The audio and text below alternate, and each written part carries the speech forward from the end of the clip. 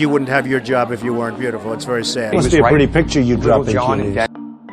And I'd look her right in that fat, ugly face. She's gotten a little bit large. I don't think you should dress like you weigh 120 pounds. I don't want to sound too much like a chauvinist, but when I come home and dinner's not ready, I go through the roof. A person who's flat-chested is very hard to be a 10. She ate like a pig. You could see there was blood coming out of her eyes, blood coming out of her wherever. The boob job is terrible. You know, they look like two light posts coming out of a body. Is unattractive both inside and out. I fully understand why her former husband left her for a man. Maybe she should feel that way. There are a lot of women out there that, you know, demand that the husband act like the wife. I've said that if Ivanka weren't my daughter, perhaps I'd be dating her. She's really a beautiful baby. She's got Marla's legs. We don't know whether or not she's got this part yet, but time will tell. What happens if Marla gained this kind of weight? Would you drop her? I'd say start working out. I have no respect for her. I don't think she's very good. I would say she's in the 4 or 5 category. Right. I like the way she used to look. I don't like the way she looks now. There are 2 other women now who claim that there'd been sexual harassment. They probably do love their names splashed across the front pages.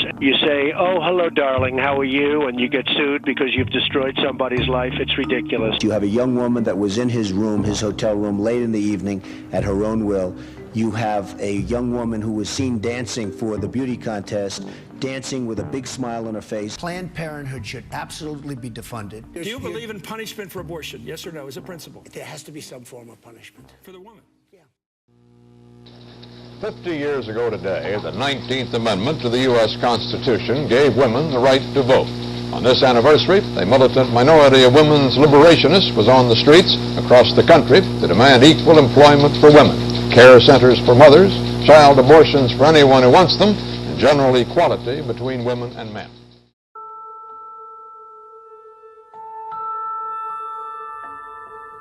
I'm feeling honored that I'm being chosen as a Nobel laureate, and I have been honored with this precious award. It is the Nobel Peace Prize.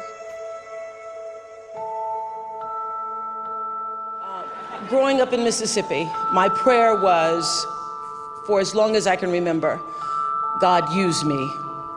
Use me, use this life. I don't know what the future holds for me, but I know that there is a vision for my life that is greater than my imagination can hold. Use me, use me. What would you have me to do? And that dream, that desire, that prayer brought me somehow to television.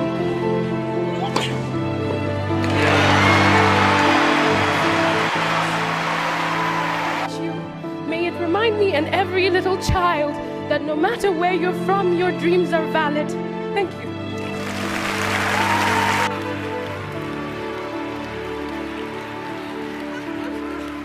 If we stop defining each other by what we are not and start defining ourselves by who we are, we can all be free.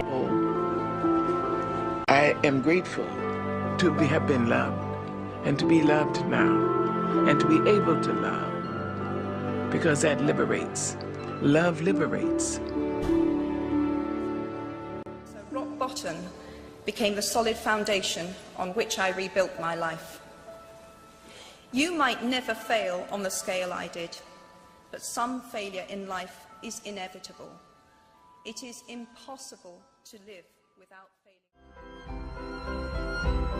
Doing this, we can end the use of rape and sexual violence as a weapon of war once and for all. We really can do it. You're willing to work for it, then we must work like never before.